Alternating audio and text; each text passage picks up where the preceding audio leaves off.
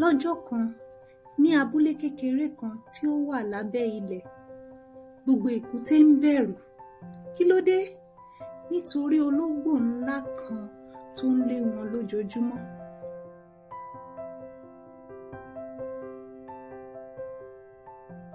Ní ọjọ́ kan, àwọn èkúté pe ìpàdé pàjáwìrì. Gbogbo èkúté wá, kékeré àti àgbà, èyí tó nígboyà àti èyí tó ń bẹ̀rù.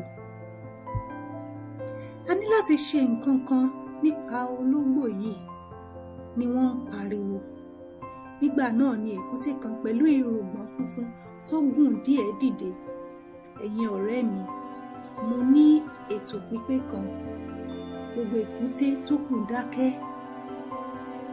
Ẹ jẹ́ ká so aago mọ́ ọrùn ológbò náà, ni ó sọ.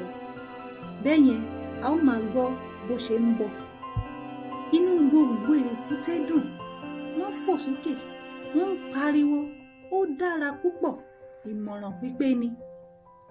Nígbà náà, èkúté tó dàgbà jù dìde, ó sọ pé, ìmọ̀ràn yìí dára gan-an, ṣùgbọ́n ta ni ó lè súnmọ́ ológbò láàrin gbogbo wa? Ìtàn Bíbélì tó ní èrò tó jọ ìtàn yìí ni Dáfídì àti Gòláyátì ní Sámúẹ́lì kínní orí 17. Àwọn ọmọ Ísírẹ́lì bẹ̀rù Gòláyátì, bó tilẹ̀ jẹ́ pé àwọn ológun ní èrò bí wọn ó ti pa á, ṣùgbọ́n Dáfídì nìkan ló ní agbára àti ìgboyà láti dá a ṣe. Yàtọ̀ sí ẹjọ́ àwọn èkúté, Dáfídì gbẹ́kẹ̀lé Ọlọ́run, ó sì gbé ìgbésẹ̀.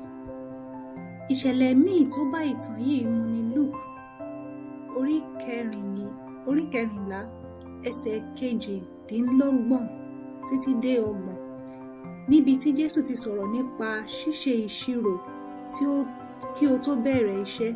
Ó fi hàn pé ó ṣe pàtàkì láti ní ohun gbogbo tí a nílò láti parí ohun tí a ní lérò. Ṣé o mọ ìtàn Bíbélì mìíràn tó jọ ìtàn yìí? Kọ síbi tí a ó ti rí lórí YouTube.